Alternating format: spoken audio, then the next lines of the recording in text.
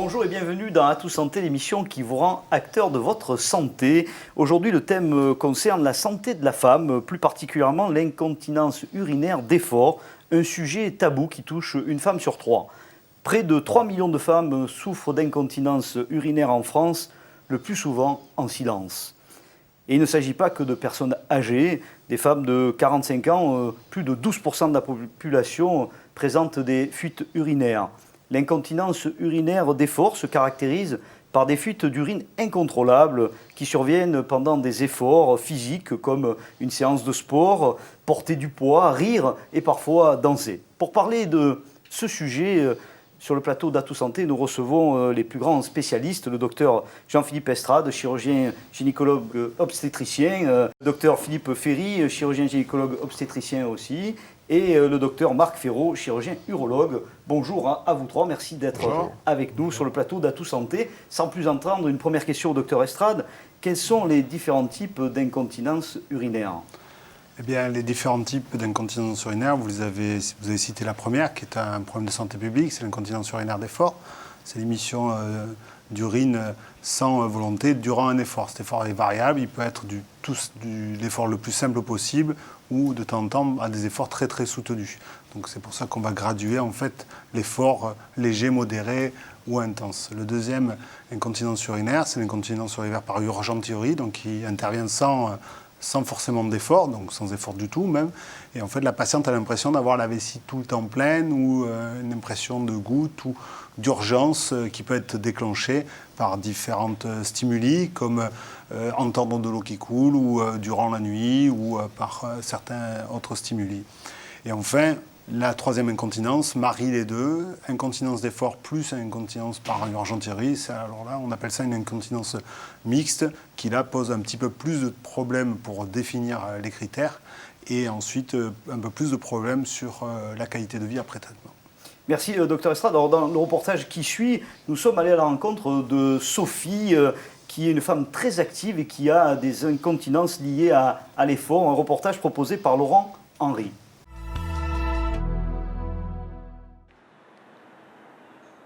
On va spécialement parler de l'incontinence urinaire d'effort qui survient donc au moment d'un effort ou juste après et qui concerne particulièrement les femmes. Quand l'âge avance, il y a statistiquement plus d'incontinence, mais les mécanismes sont variés.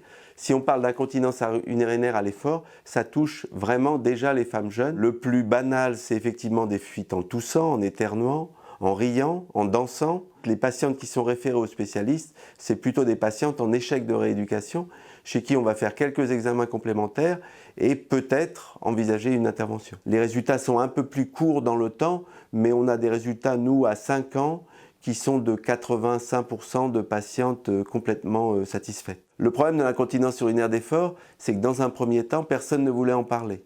Donc probablement, il n'y avait pas beaucoup d'interventions à cause de ça. Donc la communication est importante et puis aussi démystifier les opérations qui effectivement pourraient paraître très invasives alors que ça ne l'est pas. Je m'appelle Sophie Neveur, je travaille auprès de personnes polyhandicapées.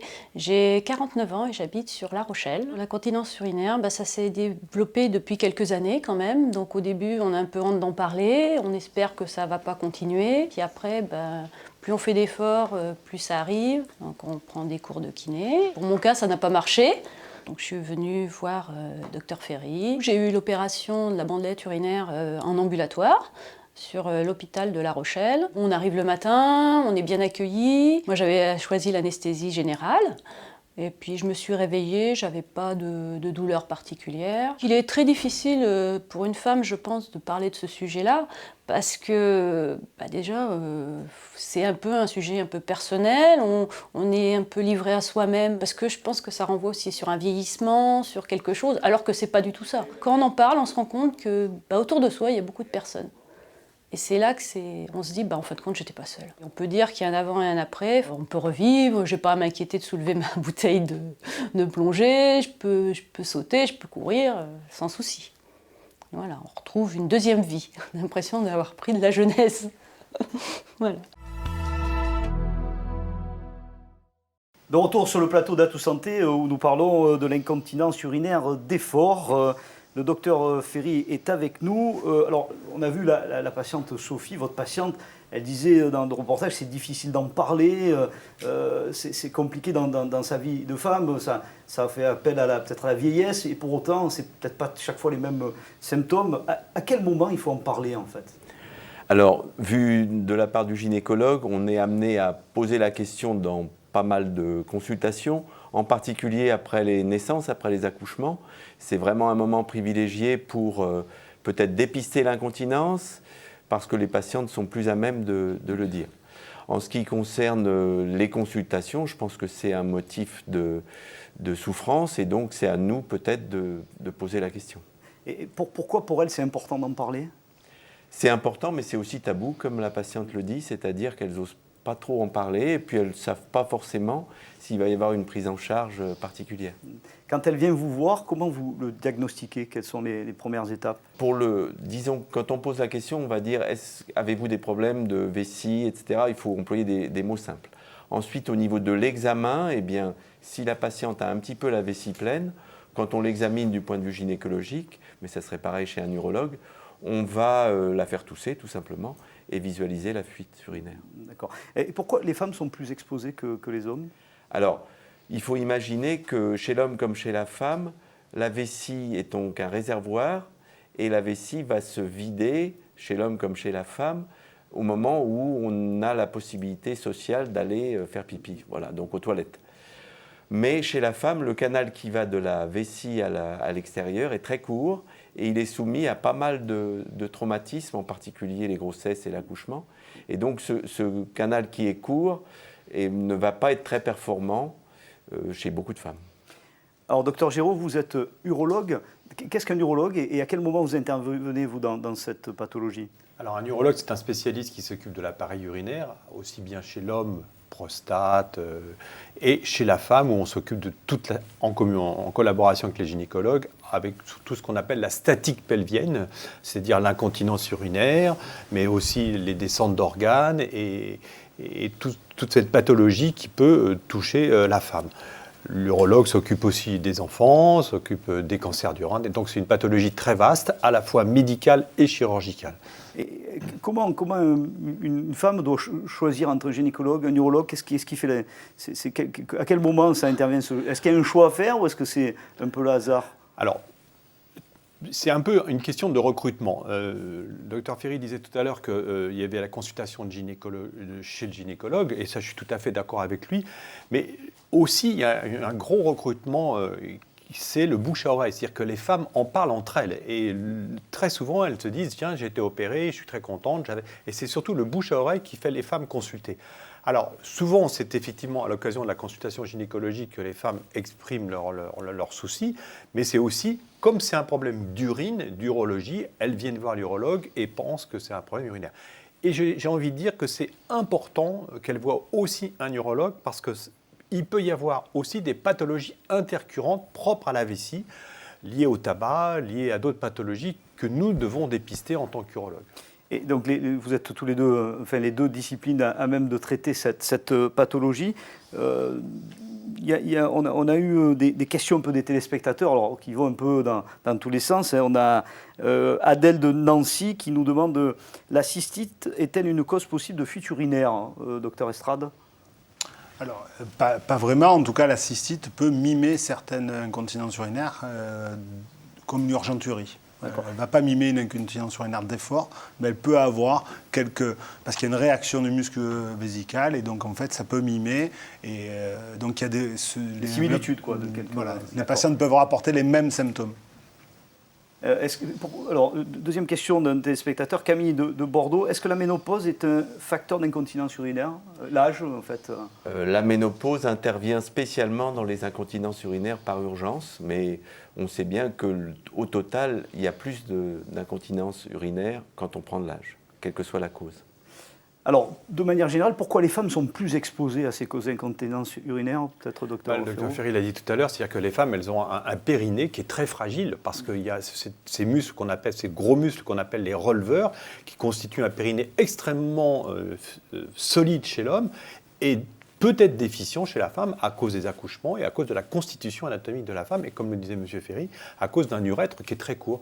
Et donc effectivement, ce petit ligament qui tient l'urètre peut être menacé et effectivement ne plus tenir la vessie et l'urètre en cas d'effort. Merci. Alors écoutez, merci pour ce premier échange. Nous allons passer à la chronique et nous allons parler de l'incontinence urinaire chez l'homme. Une chronique qui est animée par Thomas Josse, qui est un influenceur spécialiste des réseaux sociaux dans le secteur de la santé. Petite fuite involontaire, subite, irrépressible. Aujourd'hui encore, l'incontinence est un sujet dont on n'ose pas parler. Les femmes concernées en ont même souvent honte. Des millions de femmes vivent dans l'angoisse des fuites urinaires. En effet, entre 25 et 45% de la gente féminine souffrent de ce trouble. Les fuites ne touchent pas que les femmes âgées ou venant d'accoucher. On peut être jeune, sans enfant, et souffrir d'incontinence urinaire à l'effort. Tout est une question de pression au sens figuré et au sens propre. L'incontinence urinaire d'effort survient lorsque la pression vésicale dépasse les capacités sphinctériennes au cours d'un effort en dehors de toute contraction vésicale. Si le sport est révélateur de ce handicap, il peut aussi en être à l'origine. La Haute Autorité de Santé a ainsi identifié l'activité physique intense comme un facteur de risque de survenue de cette affection. Pas besoin de faire du sport de haut niveau pour être concerné.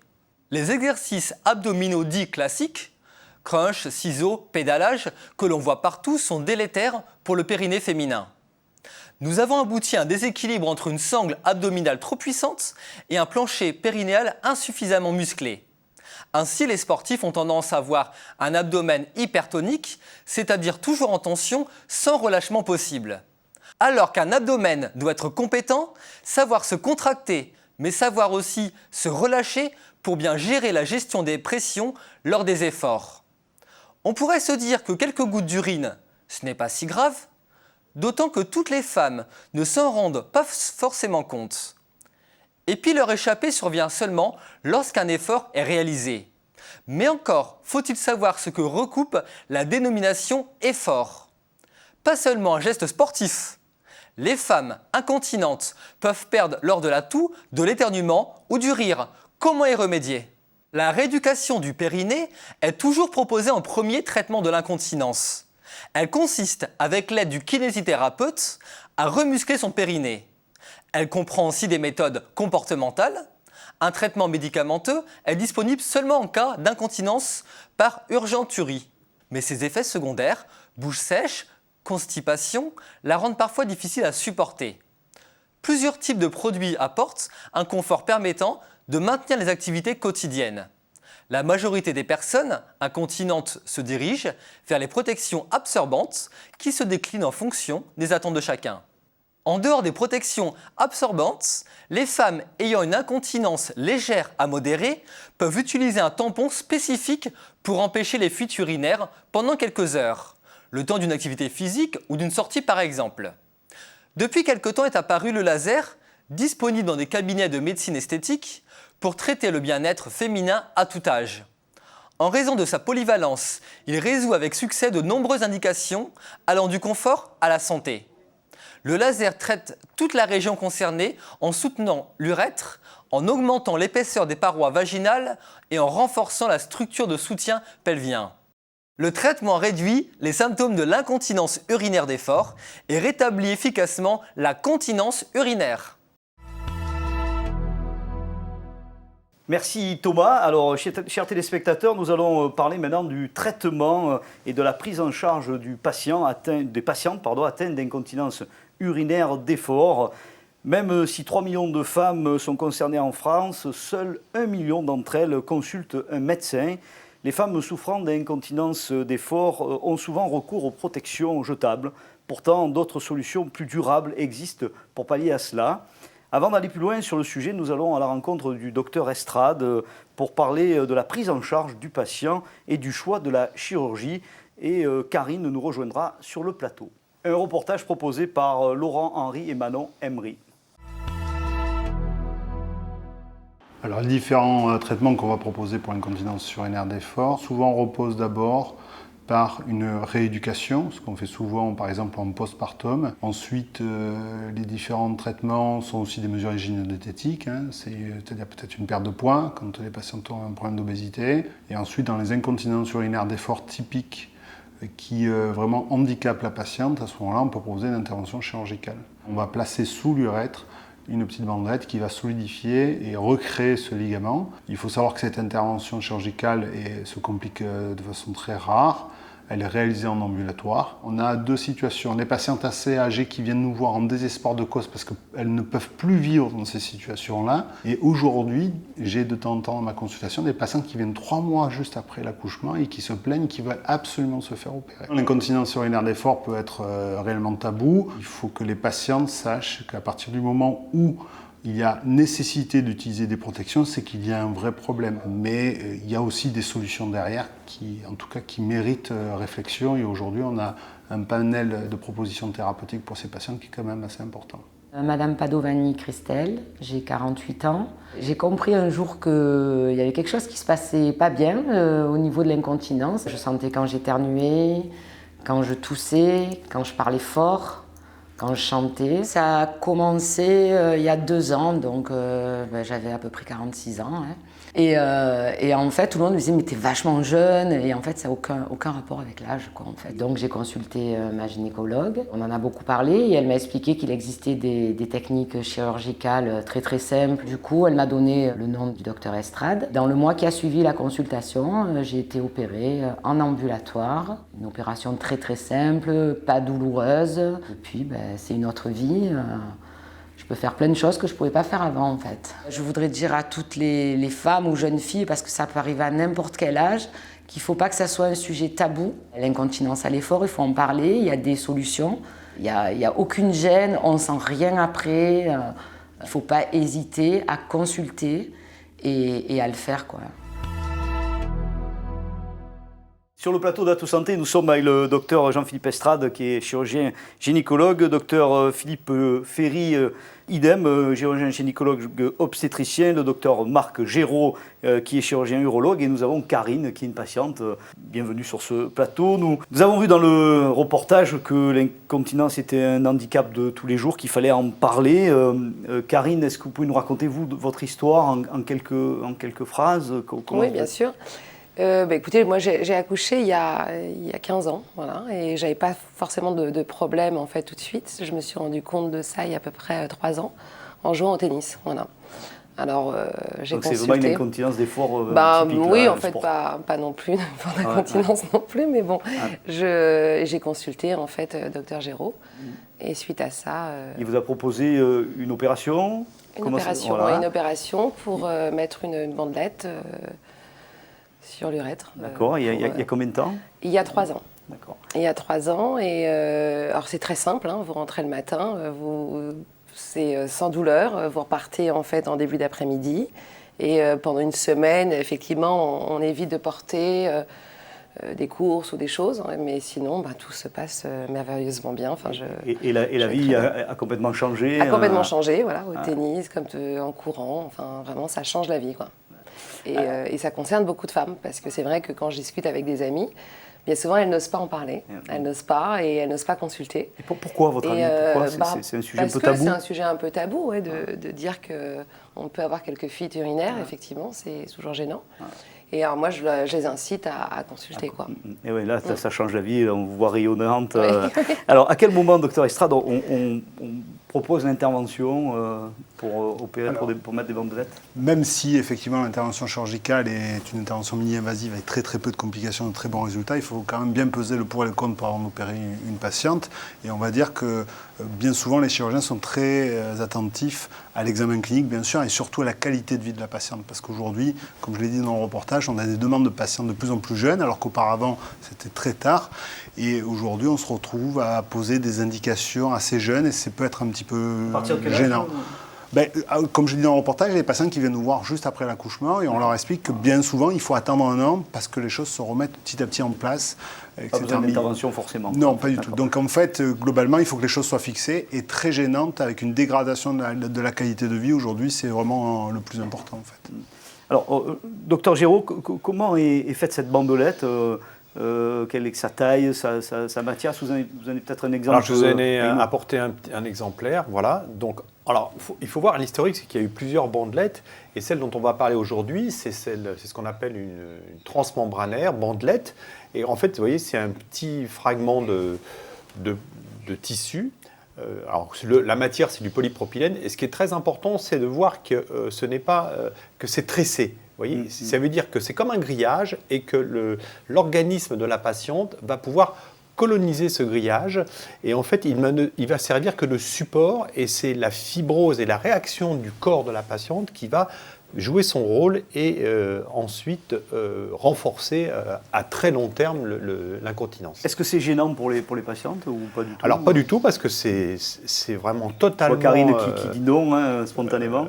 Intégré dans l'organisme, et si la bandelette est positionnée de façon tout à fait correcte, ni la patiente ni son partenaire ne la sentent. Et est-ce que c'est durable? Alors, le but, c'est qu'effectivement, cette bandelette est définitive et ne doit pas être remise en cause ultérieurement. Il peut y avoir, comme le disait le docteur Estrade, des complications où on peut être amené, dans certains cas, à enlever la bandelette, mais c'est pas son but, c'est exceptionnel. Et le concept, c'est qu'effectivement, comme je vous le dis, la bandelette sert de grillage, sert de colonisation, et après, c'est l'organisme qui joue son rôle. Merci. Alors, juste pour la prise en charge, est-ce qu'il y a une prise en charge totale par la sécurité sociale dans ces types d'opérations? Donc que ce soit en urologie ou en gynécologie, il s'agit d'une chirurgie qui est référencée avec une cotation pour les hôpitaux et les cliniques. C'est complètement pris en charge. Combien, docteur Ferry, vous opérez-vous de patientes par an? Est-ce que c'est vraiment quelque chose de assez récurrent? En termes de bandelette sous-urétrale, moi j'en pose à peu près une centaine par an. C'est-à-dire qu'on voit peut-être, comme disait Jean-Philippe, peut-être 200-300 patientes, et puis en fait, on en envoie à la rééducation. On prend vraiment celles qui sont indiquées. Mais effectivement, faut pas, comme vous disiez, c'est le bouche à oreille qui marche, parce que les patientes, en général, quand elles viennent nous voir, elles ont déjà un échec de rééducation, par exemple. Et est-ce que vous avez un peu de recul aujourd'hui? Comment vivent les patientes? Vous avez des statistiques là-dessus? Alors, les statistiques sur ces bandelettes de petite taille sont un peu plus courtes que les premières techniques où la bandelette était très, très longue et très importante. Mais malgré tout, on a des reculs à 3 à 5 ans et on a autour de 85% de patientes complètement sans fuite.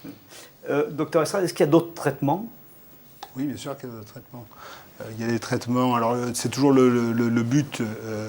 Dans l'incontinence urinaire d'effort typique, on peut mettre une matière qui permet de rétrécir et de soutenir l'urètre pour éviter une incontinence urinaire. Ensuite, il y a des traitements qui sont beaucoup plus urologiques, comme le sphincter artificiel, dans des situations bien particulières, avec un bilan urodynamique. Et là, on peut dire que une des différences entre la prise en charge d'un urologue et d'un gynécologue, c'est que globalement, les urologues peuvent prendre en charge effectivement les incontinences classiques et aussi complexes. Les gynécologues vont être traiter plutôt l'incontinence urinaire d'effort, et leur rôle, c'est de dépister justement, si c'est compliqué. Si c'est compliqué, s'il y a une pathologie sous-jacente, etc., il ne faut pas hésiter à demander un avis d'urologie, parce qu'il faut savoir que ces traitements peuvent induire ensuite une qualité de vie plus ou moins médiocre pour la patiente pendant très longtemps. Docteur Giraud, vous êtes d'accord avec ce que... Je suis tout à fait d'accord. La pire des choses, c'est une mauvaise indication. Une mauvaise indication égale mauvais résultat. La technique, elle est très simple. Mais ce qui est très important, c'est, comme mes deux collègues l'ont dit, c'est de faire la part des choses avant l'intervention pour bien poser l'indication. Et en plus, je crois que ce qui est important, c'est d'être chirurgien, comme je l'ai dit tout à l'heure, de la statique pelvienne. Ce n'est pas urologue, gynécologue, c'est vraiment s'intéresser à l'ensemble du périnée de la femme. C'est un peu comme le tailleur de Fernand Reynaud. Vous savez, si vous trouvez une manche, voilà. Et bien là, c'est la même chose, c'est-à-dire qu'il ne faut pas traiter une femme pour une simple incontinence urinaire si elle a une tendance à avoir une descente d'organes. Si elle a une instabilité vésicale, c'est-à-dire des envies très fréquentes d'uriner, c'est très important de le traiter avant, parce que sinon, lui mettre une bandelette pour l'incontinence, ça va l'aggraver. Donc tout ça, c'est très très important, c'est ce qui se passe avant. La technique, elle est simple, mais c'est vraiment... et comme je rejoins tout à fait le docteur Ferry qui disait que c'est à nous de faire le tri, et on opère peut-être une patiente sur 3. Juste un dernier mot pour les femmes qui nous écoutent, qu'est-ce que vous leur diriez ? Eh bien écoutez, consultez quoi, consultez, n'ayez pas honte de consulter. Consultez Voilà, et n'ayez pas honte. Et puis non, n'ayez pas honte et ça vous change la vie quoi. Maintenant, Lisa, dans sa chronique, va nous parler de muscler son périnée pour prévenir l'incontinence urinaire. Saviez-vous que 5 minutes d'exercice du plancher pelvien par jour peuvent réduire l'incontinence? Le périnée forme le plancher pelvien. Comme tous les autres muscles, il a besoin d'être stimulé pour soutenir notre corps. Avec des exercices simples, à faire chez soi, prévenez le risque d'incontinence grâce à une chaise. Voici quelques astuces. Asseyez-vous sur une chaise, le dos bien droit. Contractez votre périnée durant 5 secondes, comme pour retenir une envie d'uriner. Cet exercice travaille la zone antérieure du muscle périnéal. Relâchez 10 secondes et recommencez 10 fois. Faites de même pour la partie postérieure du périnée. Respirez profondément, inspirez en contractant et expirez quand vous relâchez en soufflant lentement. Deuxième exercice. Utilisez la chaise avec l'assise devant vous. Allongez-vous au sol et placez les pieds dessus. Vos bras sont le long du corps, les paumes de main vers le ciel. Soulevez le bassin en expirant et stabilisez la position en inspirant. Montez alors encore plus haut vos fesses pendant une nouvelle expiration, tout en vous aidant de vos bras. Gardez la pause 10 secondes. Placez ensuite vos mains derrière la tête et rabaissez votre bassin jusqu'au sol en position initiale. Renouvelez 5 fois l'ensemble de l'exercice. Eh bien mesdames, à votre périnée.